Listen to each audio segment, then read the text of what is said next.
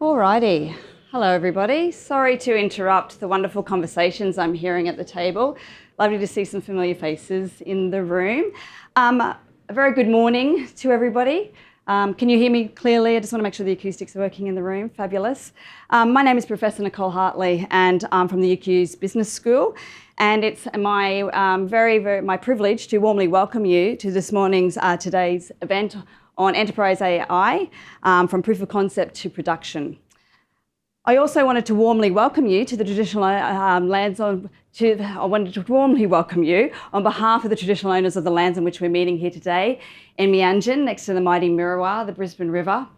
I wanted to pay our respects to their ancestors and lean into, as we have always done, their wisdom and knowledge.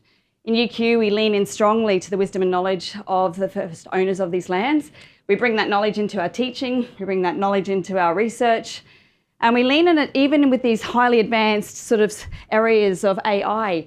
AI is about knowledge sharing, and we can learn a lot from our ancestors about the wisdom and how important it is to capture the wisdom in these systems and continue to share that wisdom moving on. So we pay our respects. Today we're here together to not only share to share that wisdom and to think about that wisdom as we move forward in this AI space, but to hear wisdom from our panel that we're going to hear from very shortly, and to have the opportunity to hear from your wisdom as well, because we've got a lot of shared wisdom in this room. This session today has been curated by the UQ Centre for Enterprise AI, which I'm a member of, and I'm very proud to be a member of that. And we're very much looking forward to the discussions with you here today. It's not only, we're at a time where we're not only sharing all of the same challenges, I feel, but we are, I feel like we're in an inflection point in this AI journey. I don't know about all of you, but I've been to probably about 4 or 5 AI events, probably even in the last 2 weeks. It's the topic of choice. It's what we're hearing about, what we need to know about and what we need to understand about. So I feel like every second event is a topic on AI. But at the same time, what I've been really enthused about or reassured about is that while that could be seen as a hyped or an overhyped topic as such, I feel like the discussion is shifting, it's changing. It's changing away from the fact of, should we be doing this? Or I don't know, we're a bit fearful about should we be engaged? What should we be doing? What shouldn't we be doing? And that fear sort of generation, moving through to conversations about how best do we do this? Hey, I've tried and tested it here, and that was really interesting. And what have I learned from that? And how can I apply that? And how can we take that to the next level? And that's exactly what we're here to talk, to expand those conversations that I'm starting to hear, and I hope you are too, and looking at how we can move our proof of concepts in this AI space into that AI at an enterprise level for our organisations. It's a very exciting time. But of course, we're just at the beginning in many respects. There's many obstacles, and we'll dive into a lot of those today. But first, before we do that, I wanted to introduce to you a very special lady who is the reason why we're all here today, really, who's in terms of her role at the university, and that's Professor Shazia Sadiq. Shazia is the director of the Centre of Enterprise AI at UQ, and she has spent a lifetime researching in this area, and she's bringing her wisdom to us and directing our efforts at UQ. So thank you, Shazia. I'll hand over to you to tell us a little bit more about what we do. Thank you so much, Nicole. Thanks for that really excellent introduction. It is my great pleasure, of course, to welcome everybody. Let's keep moving along with this. There we go. To welcome everybody to this morning's event. So we have been working on enterprise AI for maybe a year and a bit, and the momentum is indeed really building up as Nicole was outlining as well. So it is so wonderful to see the engagement here. So it's not just a room full of academics. We've got many representatives from industry and government, and very welcome to everybody. Clearly, this is a topic of high interest to our partners, both here in Queensland, definitely across Australia, indeed even globally as well.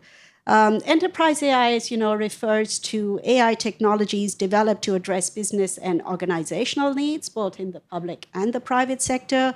We think that is in contrast to what we can call consumer AI, which is designed for individuals. We've all been playing with it over the last couple of years, and this is really to enhance convenience of everyday tasks. So our objective to drive this research and collaboration in enterprise AI is threefold.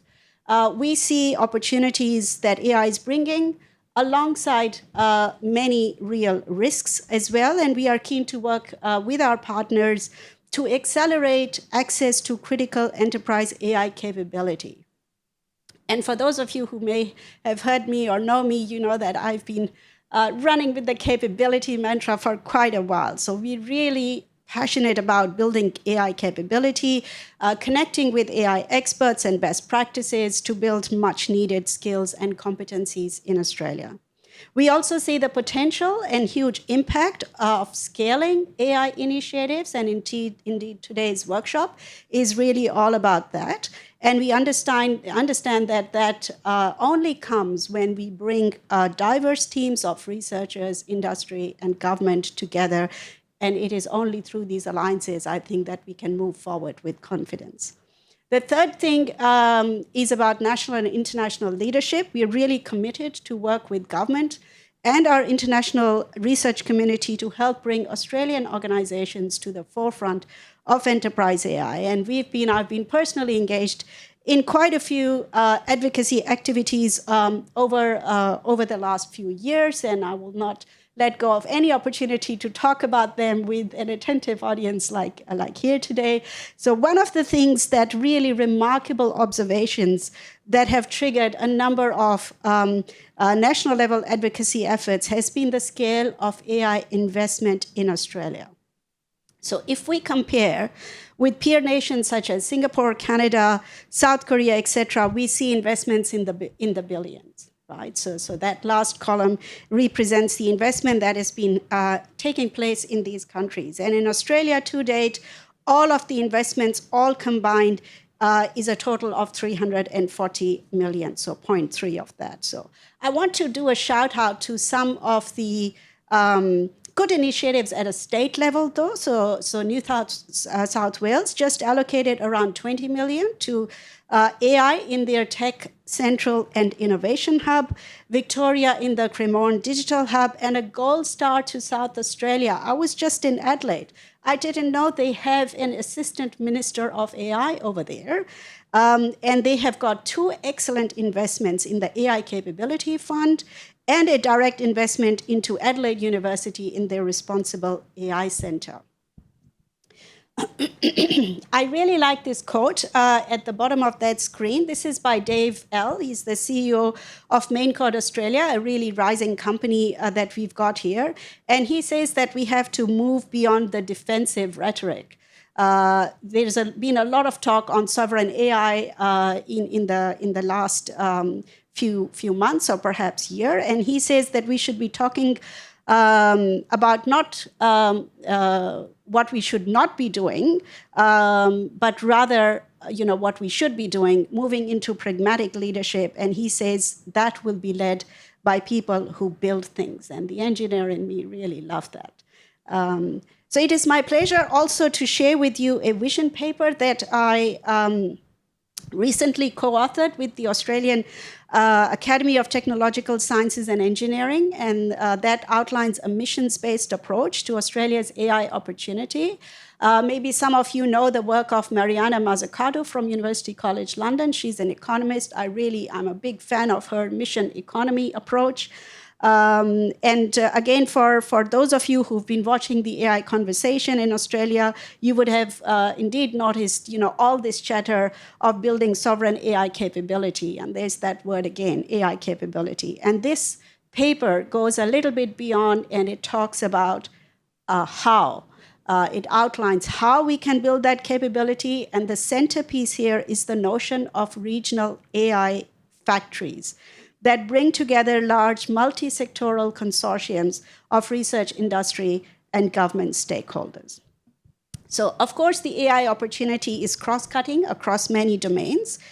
In the space of enterprise AI, we are really proud that we have been leading a national drive, a national mission to assemble what I can say a pretty powerful alliance between 5 universities so far, UQ, QUT, UNSW, University of Sydney, and University of Melbourne, And we have some of our collaborators here from QUT. Michael is there. A growing list of industry partners, and it is some of our partners are here as well. It's really wonderful to see.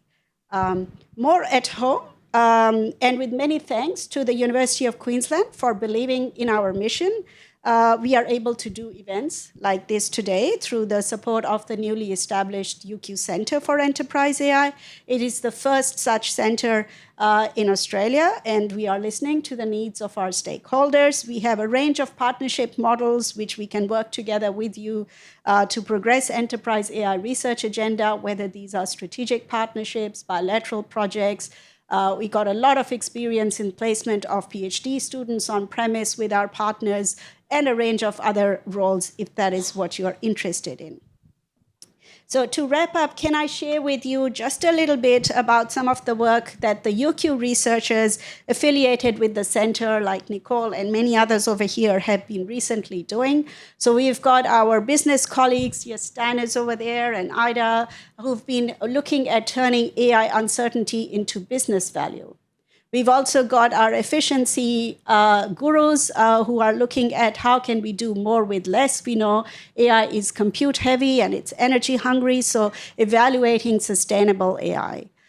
We've got some really world-leading researchers who are working with SMEs and advancing SME innovation, a really tough space to work in. My personal area is on data management. So we've been working over many years in how we can build resilient data pipelines for enterprise AI.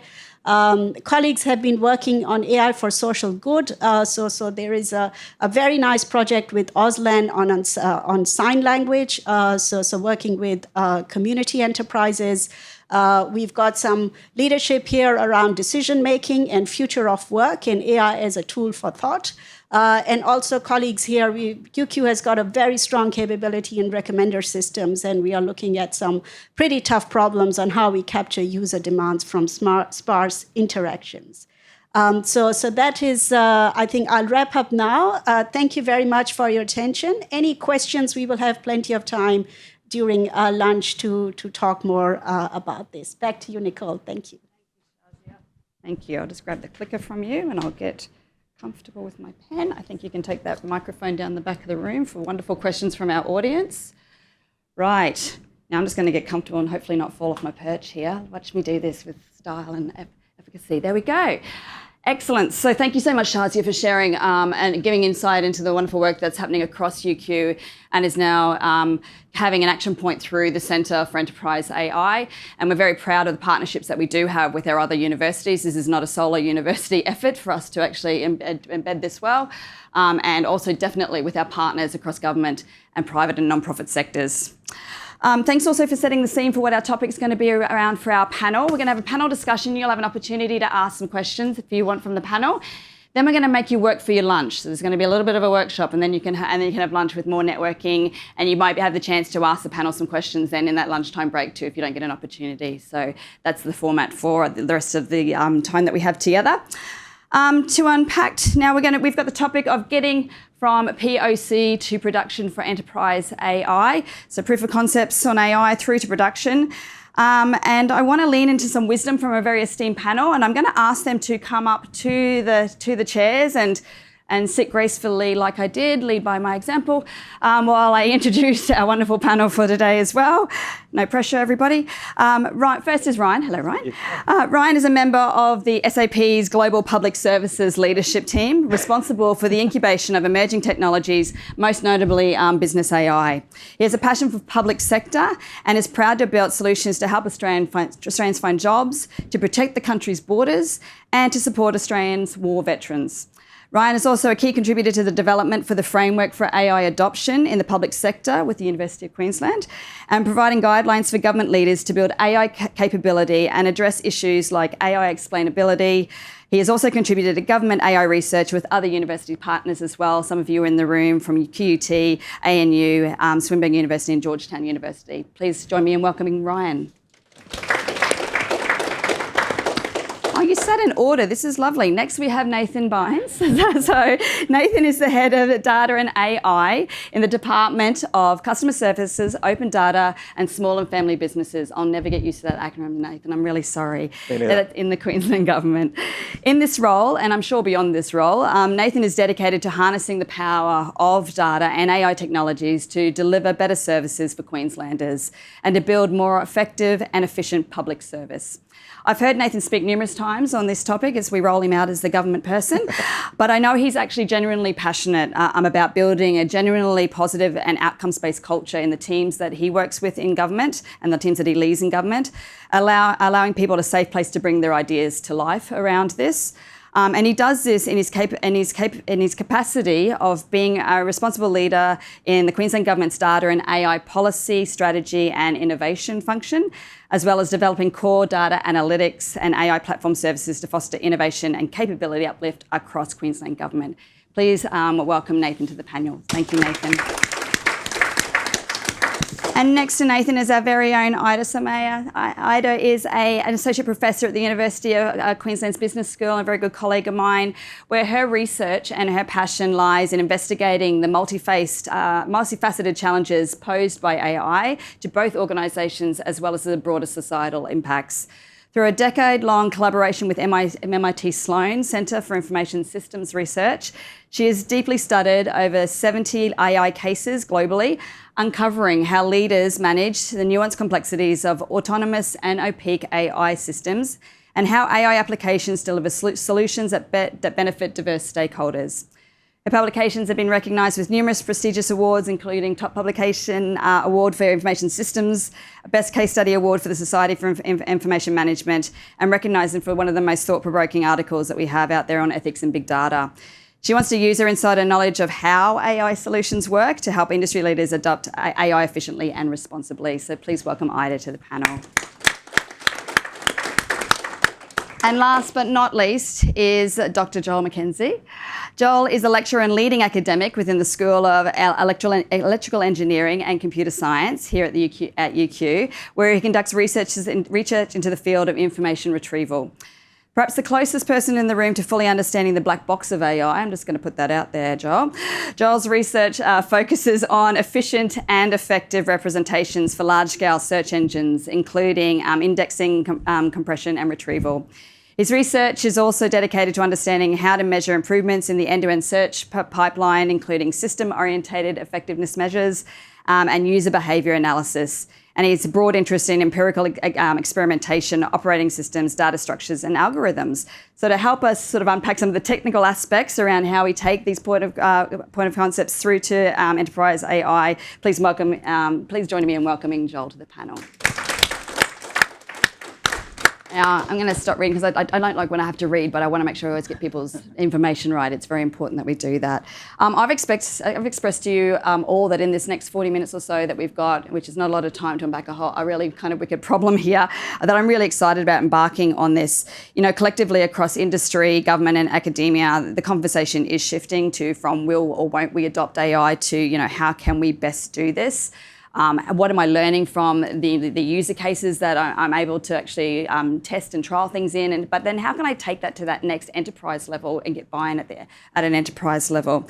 So we are at a juncture for our organisations out there, be them corporates, small to medium enterprises, government, as well as, you know, our non-for-profits across the sectors, where we're not just talking about AI, but we're really experimenting with it and really assessing AI's potential that it has to actually take it to that next level.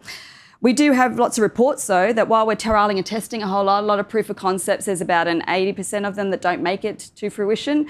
I've even heard even higher stats through other reports, about 95 for Gen AI, because I think people are playing a lot more in that space. I think that might be indicative of that. But I think it's as I said, sort of a juxta point now where we can kind of look at ways in which we can help a lot of those proof of concepts actually take that next step and actually be usable systems that we can embed more holistically across our landscapes. So Ryan, we might start with you. From an enterprise systems perspective, what distinguishes those organisations that manage to turn successful AI pilots into operational capabilities? Thanks, Nicole. I'd just like to start by thanking University of Queensland for convening this quite important discussion on this topic.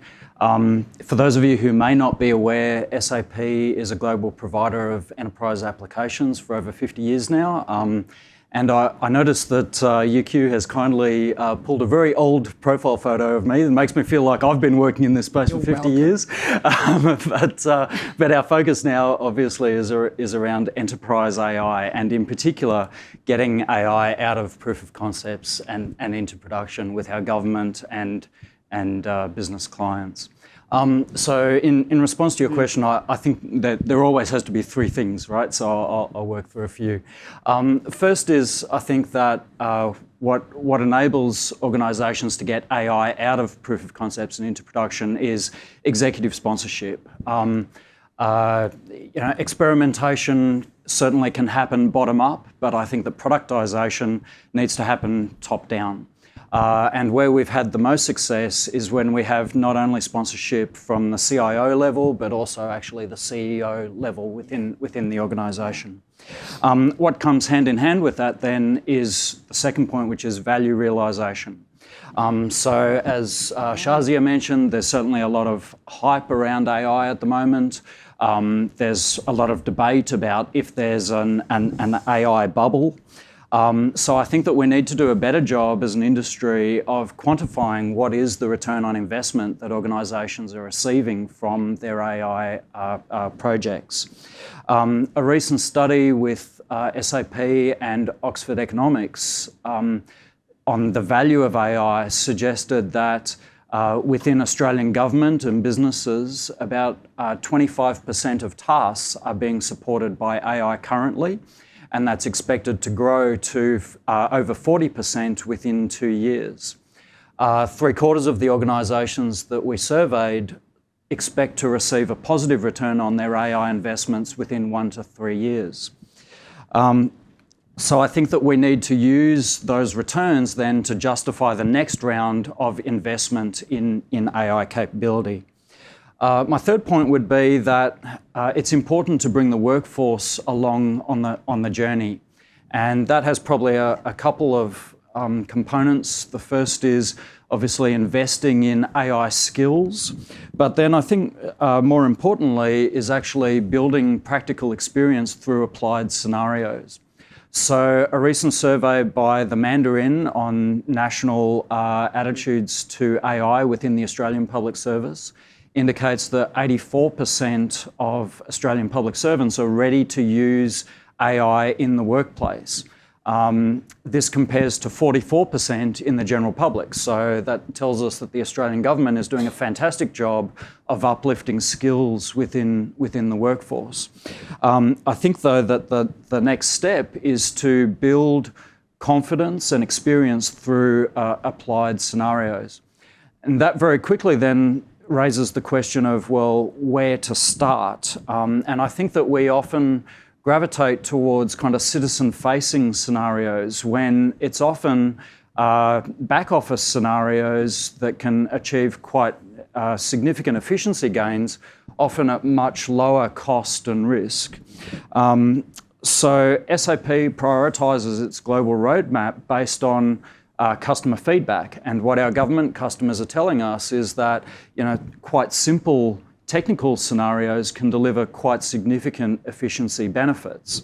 So whether that's AI-assisted search and filter, AI supported document information extraction, or AI-generated budget summaries, these can be great places to start with getting AI out of proof of concepts and into production. Yeah, fabulous. Some really, really great points there, Ryan. And I think I'm going to pick up on a few of those as we move through this, which was fabulous. And I think the first one here is really about that use of AI in that back-end space and actually task-related. And so, to my mind, one of the most pervasive forms of AI we see in our workplaces is engaging with generative AI. And I know, Ida, you do a lot of work in this space. So, Ida, there's no denying that there's potential applications of generative AI are far-reaching, and this form of AI in particular can and will inform numerous sort of AI pilots for organisations. My question here is, how do leaders make sense of those opportunities presented by Gen AI and really prioritise those initiatives? Thanks for the question. So just a little bit of background about my research. So and also what I will be referring to is a lot from the case studies I've done. So if you were interested to know more about them, please reach out to me.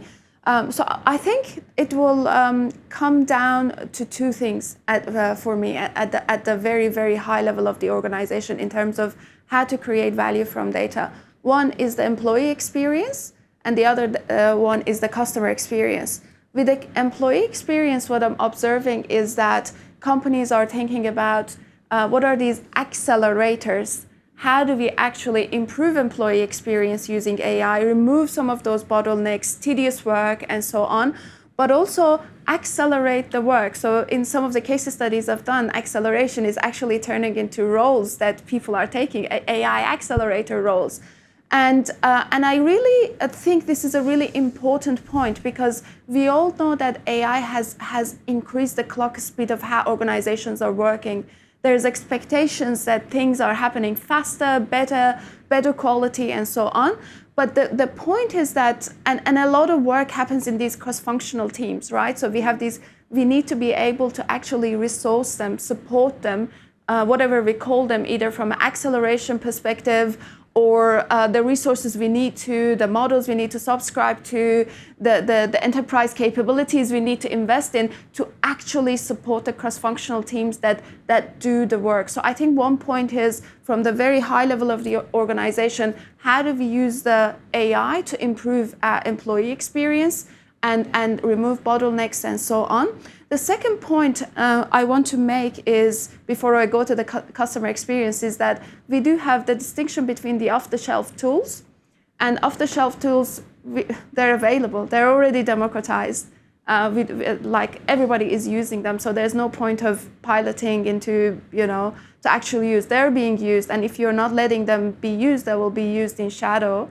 And I think the point there is really about norms, policy, communication, larger scale trainings, and empowering everybody, because people will be using it. And the question is like, what are the acceptable ways of using it? How do you actually give the employees the right tools and so on? So I think I just want to highlight that that's not what we're discussing in terms of moving from pilot to actual value. The second thing about customer experience and innovation, really, the point is about innovation. How do we use AI to provide new experiences to our customers? One of the examples I've studied in my research is the cochlear example. And in cochlear example, they have the hearing implants, right? And the cochlear implant now has embedded machine learning in it. It captures measurements as people who are wearing the implants from their body, from the environment. For example, when they move into a noisy environment, it recognizes it's a noisy environment, and it adjusts the learning experience, the hearing experience on the go. So the traditional experience, I need to now go calibrate this and change the settings so I hear better, it's actually done with autonomous AI that is sitting in the implant. And I would say this is kind of, we have had products and services that provide users with data. That's like, let's say, blood glucose measures. They give you, the data. You can put it in your app, in your phone. Sometimes they give you some insights. This is the visualization of how things are, for you. This is your Fitbit, and this is your heart rate monitor, and the products are providing these insights. And the next level of this is really doing the action, doing the customer job. This is the co-pilots that are available to users now that actually build the experience for you or adjust the hearing experience. So it's actually the AI does the customer job. And my suggestion for leaders will be really an innovation funnel with criteria and specific to the business in terms of what is their competitiveness, where do they really want to take their products and solutions, because every product is becoming AI enabled, it's becoming smart, and it has implications for literally every single product we use on a daily basis. So really it's thinking about that acceleration inside the organization, and then from a customer experience, it's really the products and how AI is going to change them. And I would really go back to that democratized innovation approach to bring a lot of the actually company on board to help with innovation, and then a selection prioritization mechanism, which we always have had for data projects, to be able to understand what is the safe, high value kind of project, but also competitive, because these solutions, the AI enabled ones, are going to be available and people will be adopting them. Yeah. So we need to stay competitive in a way. Absolutely. I love how you're giving us some really practical examples of some of that real value realization that Ryan was talking about. And you've also really outlined a couple of the organisational barriers, but also facilitators, but then they could also be seen as barriers to what the topic we're talking about today. And I think I want to drill down a little bit more on barriers and turn to the technical barriers, and if I can lean into you, Joel, if that's okay. In your mind, what are the most common technical blockers or barriers that you see that can derail organisations from taking proof of concepts into a more enterprise system level? Yeah, thank you. So like everybody else, I'll give you a little bit of context first so you understand where I'm coming from. So I'm an academic, and I'm actually someone who stops at proof of concept. Because academics, our job is more to, find new research, build new things, but we don't deploy them often. Sometimes we do, but most of the time we don't.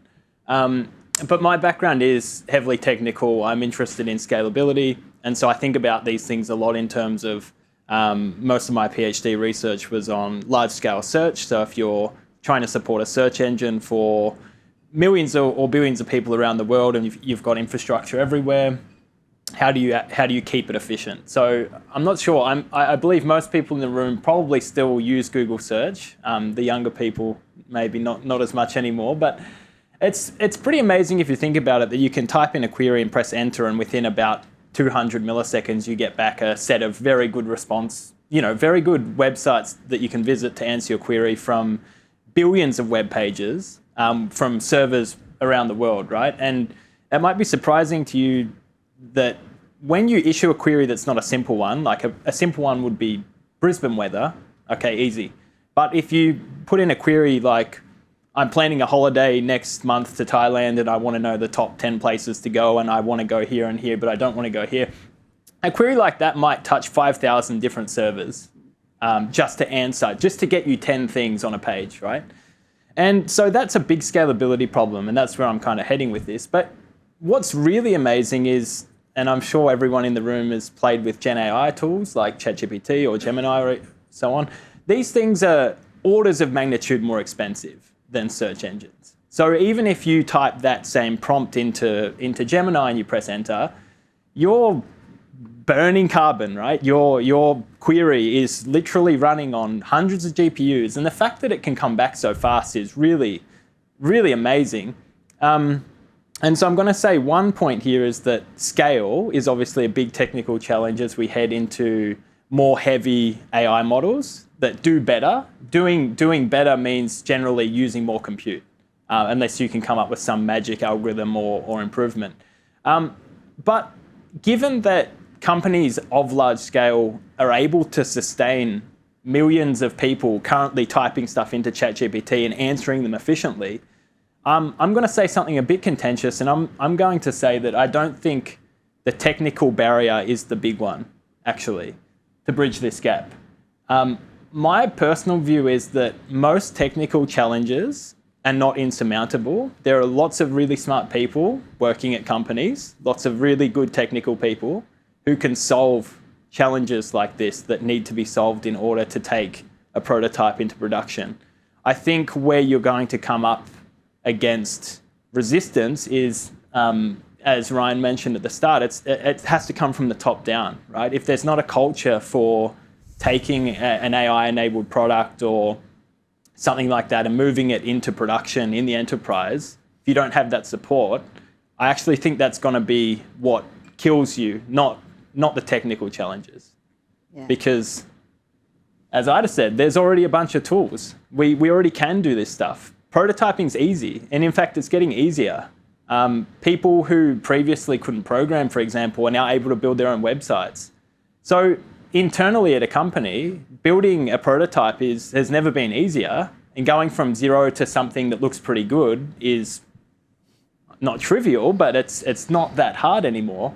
But going from there to something that's actually scalable, reliable, right? All of the things that actually need to stand up in production, that's kind of a big technical chasm, but having the support from the top down to have the people and the right people to bridge that gap is probably the more important thing to me. Yeah, no, this is great. So everyone just tick off the fact that we're good technically. Don't worry about that. It's all good. Smart people will figure that out. Excellent. Which is good because I want to drill down a little bit more around some of the barriers that I'm hearing come up a lot. And trust is a big thing. The word trust is something that's critical, and it's something that's really difficult to unpack and sometimes to think about. And Nathan, I'd love to hear from you on this, because you come from a sector where you're founded on the curation of public value, and that is founded on public trust. And so that's front and centre for everything that your departments do. So in a world where we're embracing all of these new AI innovations, lots of proof of concept out there, but we have trust as our core key thing that we're trying to hold true to, how do you balance between innovative AI user cases with the need for compliance and also a focus on public trust across the departments in government? Yeah. Well, I guess, like all good governments do, we start with governance. And, it's where we and almost every government in Australia and around the world started around, what are the guidelines for the use of AI in government?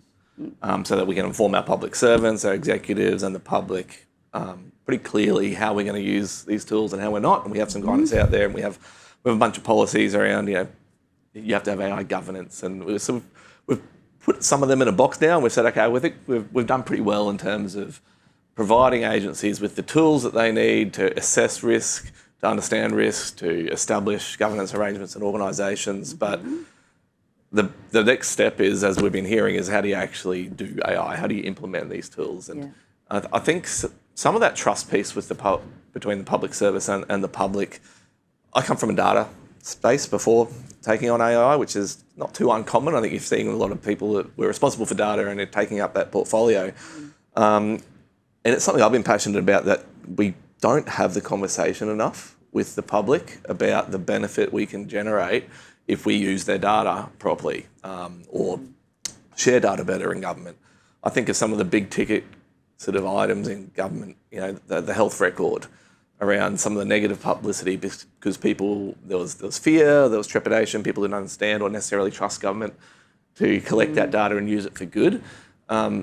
But in my mind, some of the questions that we need to be posing back to the public and explaining is, well, we've got pressures in government around fiscally. We're not going to go out and hire a bunch more people, but we know we don't have the choice in terms of the demand for our services. They come. We have increasing population, ageing population, migration into Queensland. We have a desire from the public for better service delivery, as they should, more modern, contemporary service delivery.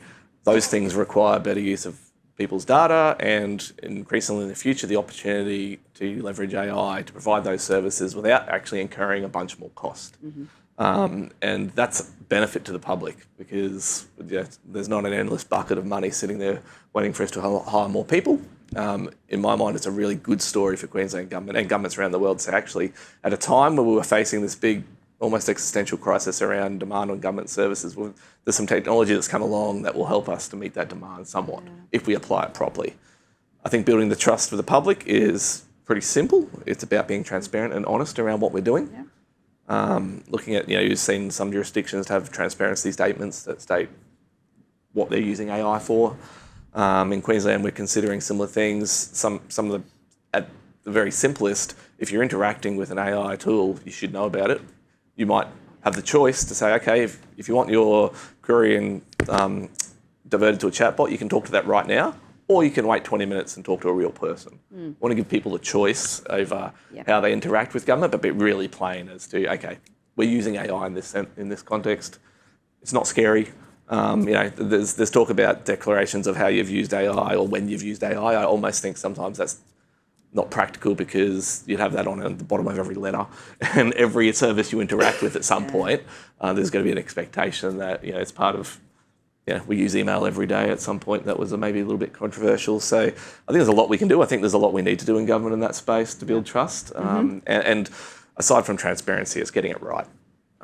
In government, we're always aware that you're kind of one mistake away from someone putting a handbrake on. Robodebt put the handbrake on stuff across governments around Australia for quite some time around automation.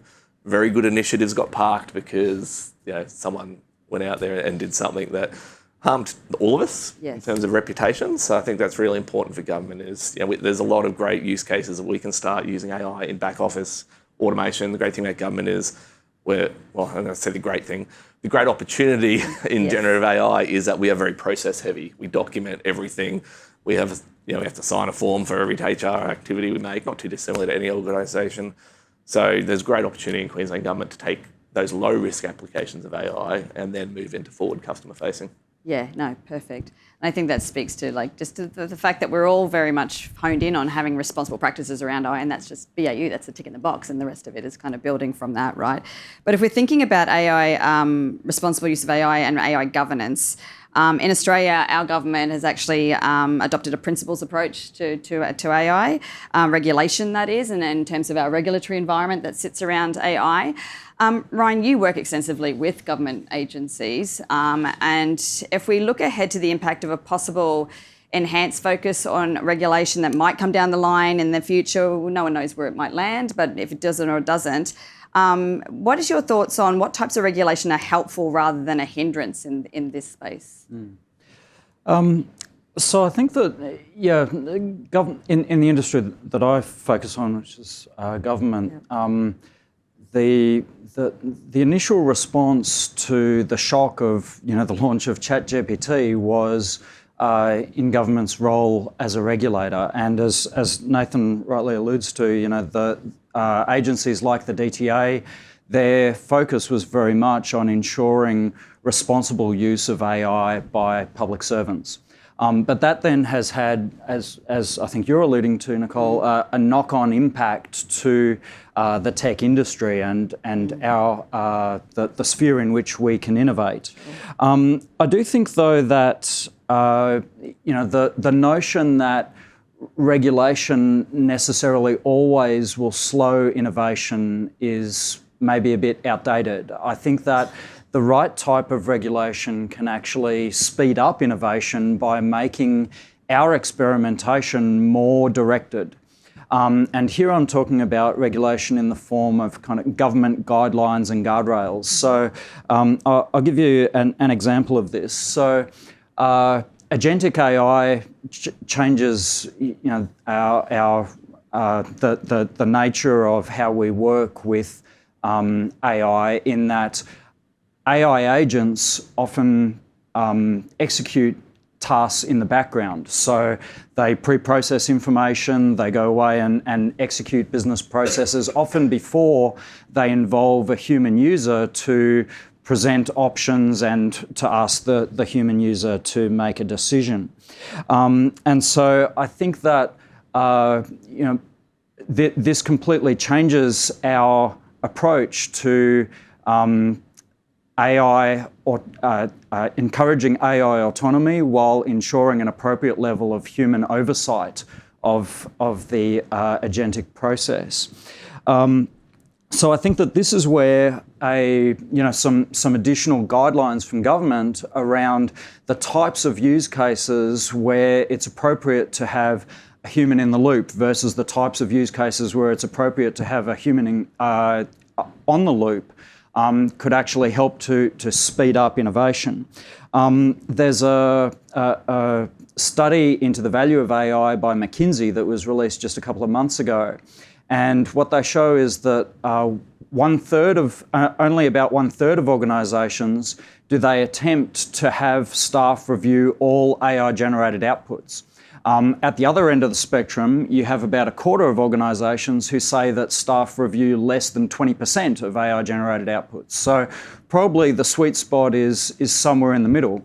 But in the absence of any guidance as to what an appropriate level of review should be, organisations like SAP have now mandated AI ethics reviews for all agentic AI use cases. So this is an example of where it's actually the lack of regulation and guidelines that's causing a slowdown of innovation, rather than providing a level of guidance that directs our experimentation so that we can actually speed up. Yeah, right. Nathan, just coming back to you then, in your world then, what does this look like when you're trying to put governance around somewhere where you've got lots of innovation happening, but there's lots of compliancy happening. What does AI-ready governance look like in government? It's interesting. We have this discussion a lot, and at its core, we already have really well-established governance bodies and processes in government. Yeah.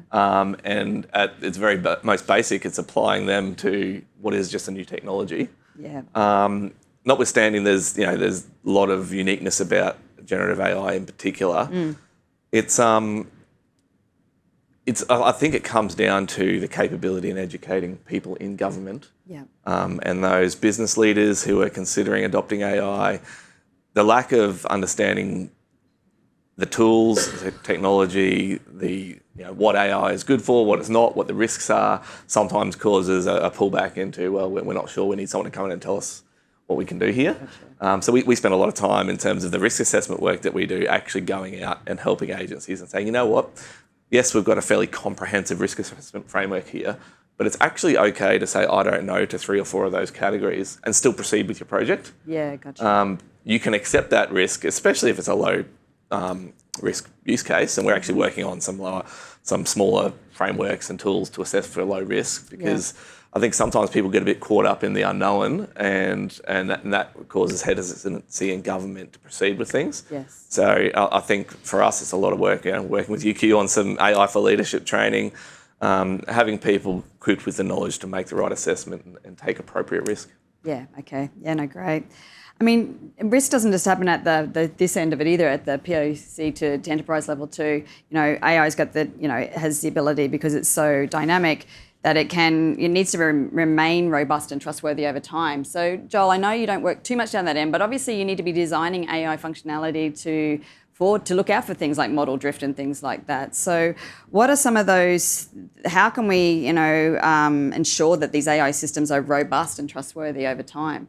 Yeah, I think really interesting perspective on the fact that we don't actually, even from a research perspective, we don't even really know how to use these things yet in a way that we can make sure that the human is being supported and not their whole decision-making process is being offloaded to, especially for Gen AI, right? Yeah. And so I think one of the difficulties I know we're talking more on the governance side still here, but it's that we don't actually have an answer yet, I don't think, about what the right way to do this is. No one really seems to know. People are just trying stuff out, and if it looks pretty good and you can be pretty confident, then that's okay. But I can understand why there are a subset of companies that anything that an AI touches, they're looking at everything, right? Yeah. Especially in a higher risk situation. Yeah. But going back to the question here, I think one of the most difficult but important things any enterprise can do is to properly evaluate what they're doing. It's very difficult when so suppose you're deploying some internal AI prototype and it's meant to, it's maybe some low risk thing, and you're saying, okay, it can help us extract knowledge from documents and it can speed up some process, right? What is tempting is to sort of get a couple of people to try it out, and this is the looks good to me at 10 sort of metric, where you ask someone and they say, oh yeah, looks good, seems to work, helps me do it faster, yeah. Good, okay. But there are now studies coming out that are sort of suggesting that even with AI assistance, experts can be slower at tasks than without. Part of that is because AI can help us do less of things that are easy, so then we get more of the hard stuff, yeah. Right? But I think at the heart of what I'm saying here is that having a very robust internal mechanism for collecting data, collecting user behavior, understanding it and evaluating it, and being able to sort of keep that pipeline continuous so that you can see when data changes, when people change, when models change, are we still doing the right thing? Yeah. Are we still even measuring the right thing? So there's also a meta level here, like what are you measuring, and is it actually reflective of the thing you care about? Yeah. That's all really difficult to do properly. Yeah. It takes a lot of time and investment. And I I would suspect that if you don't have this in place, standing it up is going to cost you a lot of time and money. But in the long term, it's probably going to be beneficial. The realisation is going to be, tenfold down the track. Yeah. Sorry, Nathan. Add to that, I think it's a really good point, and it's something we're looking at in government at the moment. Being in government, we get a lot of vendors who are selling AI products, and it's easy, as we've spoken about, it's easy to do a proof of concept and get AI to punch out something that looks pretty good. Yeah. It's not until you get into the specific business problem that you're trying to solve and understand, is it good in that case? And does it... So evaluating the effectiveness of the AI systems, the accuracy, it's an emerging industry still, but there are some tools out there.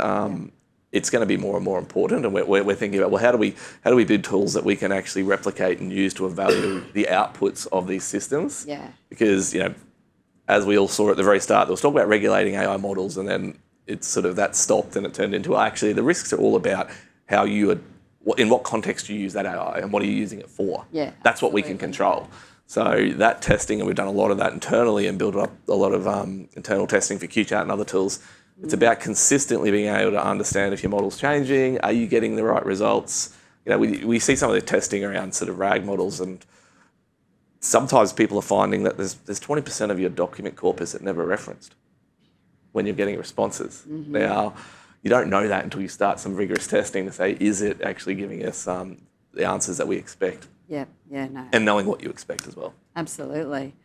And we're coming to the pointy end of our questions, and I'm going to open it up to the floor. But Ida, from your case studies that you've been examining over many years now, and just to Nathan's point, and then also the point that Joel raised around, it's about having eyes on like what the outcomes are and how everything's shifting. So how can organisations track the real impact of AI when they've embedded it into their enterprise systems? Yeah.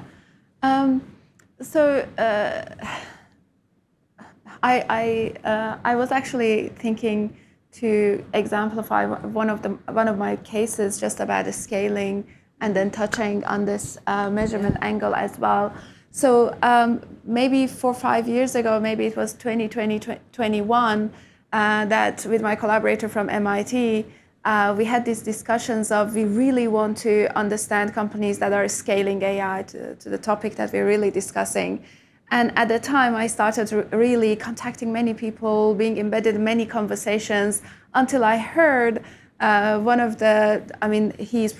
role now is Chief AI Officer or something like that, hearing that he's talking about, this company called Cemex is, has 5,000 models, and they're managing models in this way and that way. So I really, really got interested in taking that organization and studying it over time in terms of how AI scaling works. And just maybe the 3 things, because it has to be 3, and then I will touch on the actually it's 4. Sorry about the 4. Blew out the algorithm. Yes, exactly.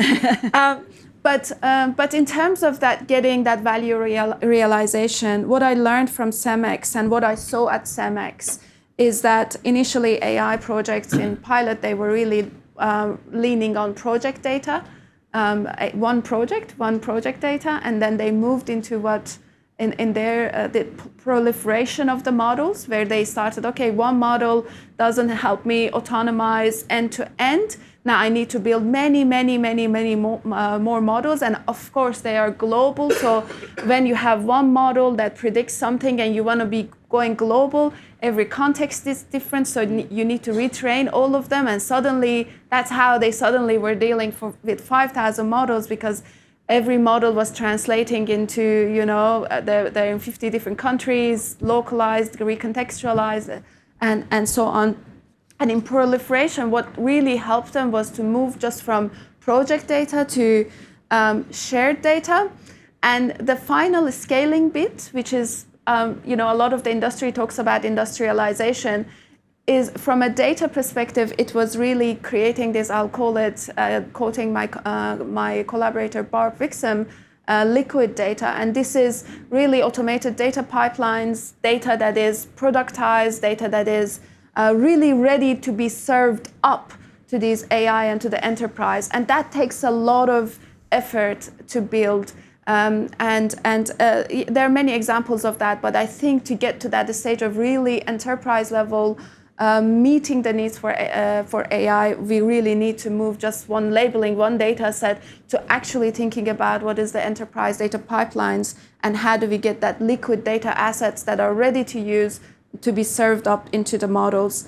The other point that has been touched on is really the workforce, and that we leaned on data scientists. Now, then the conversation changed to citizen data scientists that sit everywhere within the enterprise. And now AI is everybody's business mindset, and that we need the AI savvy workforce and everybody taking initiatives and participating and engaging in AI. And the last bit, and I want to touch on the governance from my perspective as well. Imagine everybody is using AI, and imagine that we have these data assets and proliferation of the models, and so many models that we are using in the enterprise, and how much dependent we are now in the past in the IT organization, in this case in the AI organization, and how do we actually organize our AI operations, and how much we need to actually build platforms and systems that are optimized themselves, that humans won't be able to track the drift, that we have systems and processes that technologically are so robust and to be able to detect the drift. So some people talk about MLOps, but it's really automated data pipelines that put humans in a way in control, because human in any way will be out because it's so scaled, it's so complex. We actually need to use the technology, and that was my forward about the governance aspect of it. And what I'm seeing in my research and organizations that are really leading in this space, it's not about guardrails. Yes, there are very abstract things that sit there, and we all now know about them mostly, actually. It's really about that technological features we build into the platforms, guardrails that we can embed and automate technological features, because as humans, we can't sit in the loop of every AI decision and every change to AI model. So we actually need to become a lot more technologically driven in governance. And finally, on value measurement, I just want to highlight on this. One of the cases I did, do I have 1 minute? You have 1 minute. I just wanted to exemplify ATO. So in one of the case studies, I studied ATO's nudging for tax return. And one of the things they did in terms of value measurement was that the nudging is like every citizen, that they are trying to put their tax return in, and then you get a nudge that the amount that you put in, for a person like you is people like you are claiming less on this particular work-related expense. And people will put in $2,000, and then they would get the nudge, and then they will change. And the first year ATO did this, 28% of people, citizens in Australia, 8 million taxpayers, 28% of people, they actually went and changed their numbers. And you know how they did the value measurements? They actually tracked the difference. And they still track the difference. So in terms of value measurement, we really need, again, systems and approaches that we really trace. It's not about, of course, customer surveys and things, but it's really about systems that we can, in real time, we understand what is happening, and we can track and trace that value. Yeah, sorry. Perfect. Oh, so much to absorb in all of that, and there's so many things that we can dive into. We have time for just a couple really quick questions from the floor, or one question. Let's see how long the first one goes for. Has anyone got a question from the floor that they'd like to ask our panel? Stefan, I'd love to hear from you. There's that microphone coming to you from Marta. Thank you very much. What's so special about artificial intelligence? We invest in all types of technology and we have all sorts of uncertainty. Is artificial intelligence special and separate and needs different consideration, or is it really just a microcosm of broader technology investment decision making? That one up. I'm happy to take this. We actually, I'm an information systems academic. The first question we get asked in our papers is that how is different from all the IT systems we've studied in the past? And there is all the explainability, the learning, there's all that aspects of it. But from a business perspective, I want to highlight one thing. It is incomplete by design.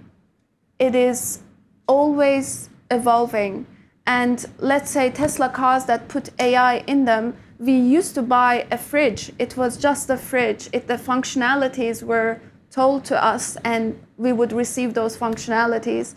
But the products we receive from a business perspective or services, they're incomplete with this by design, because they have an AI in them that is learning and adapting and changing, and the functionalities after we buy the product changes. So that's like, how do you manage that?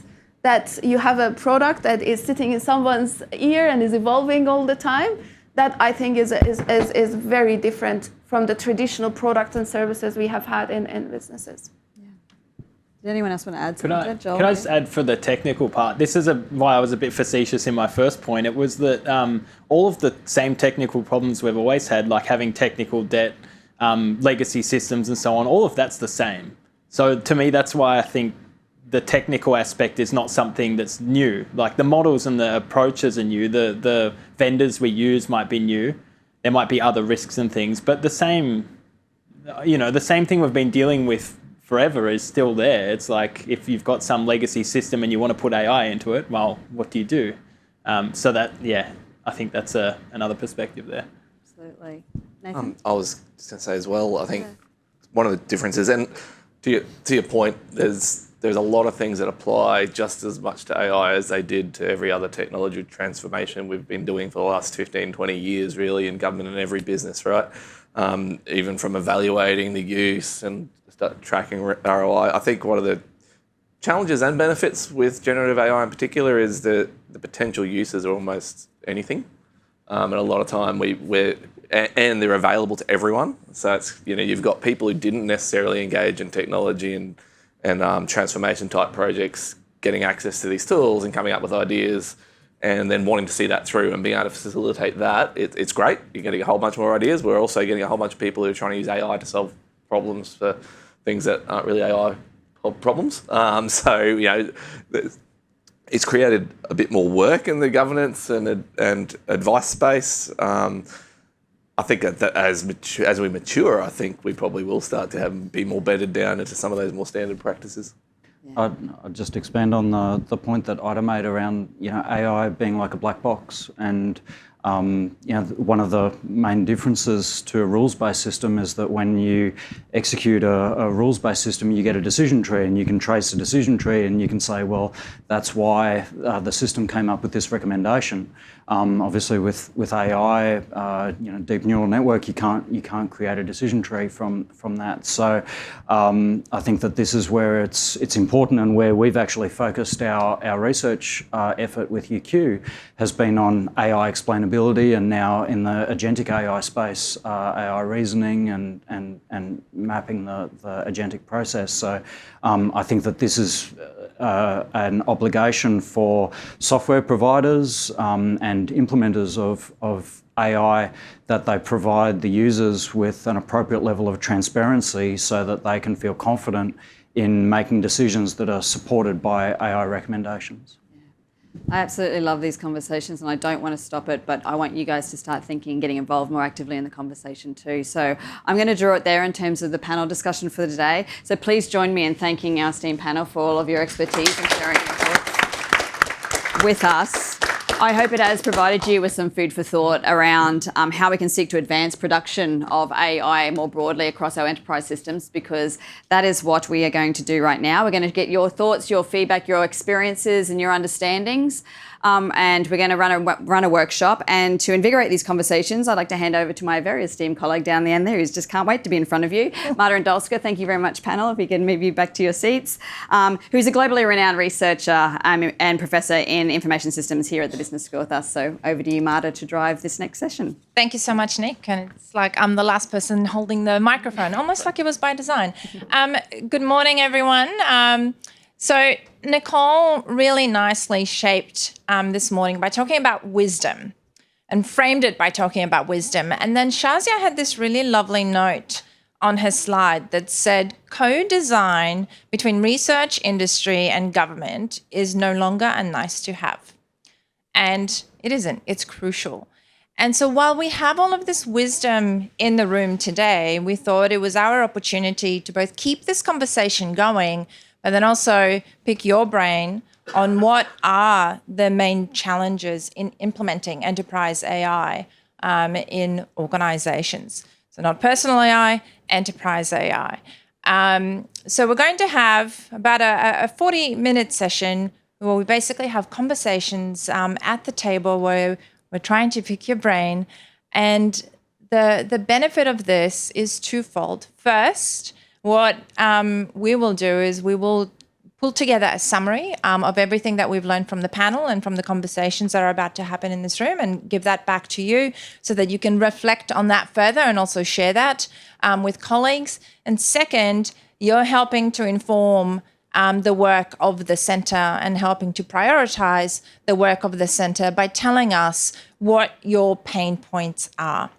So there are sheets of paper on the table. There's also some stickies and pens. Now, you can run this within your tables how you like. You could take a first few minutes to maybe just jot down some ideas on stickies, or you can just jump into the conversation straight away. But what I would really like you to think about is, what are those main challenges? And that goes beyond what the panel talked about, not just from proof of concept to production, but maybe before proof of concept, maybe after AI is in use as well. So just think more broadly. It could also be societal as well, societal impacts or challenges of enterprise AI. So we're going to take 15 minutes to have that discussion, and then I will take you through the next steps. And of course, at the end, we're going to have a discussion sort of at the room level before we wrap up and head over for lunch. So I will now hand over to you to have the discussions.